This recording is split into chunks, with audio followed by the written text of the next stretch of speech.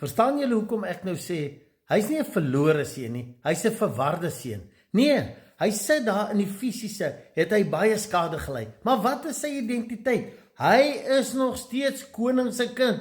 Hy is nog steeds waardig om net so in daai belewenis te kan instap, in die fisiese.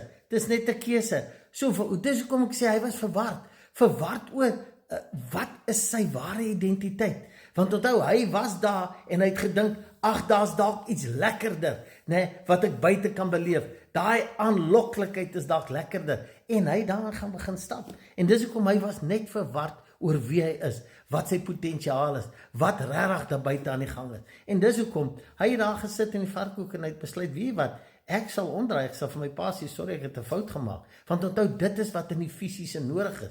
Het die pa dit verwag? Nee, glad nie. Nee, die pa het net gesê, kom, ek is lief vir jou.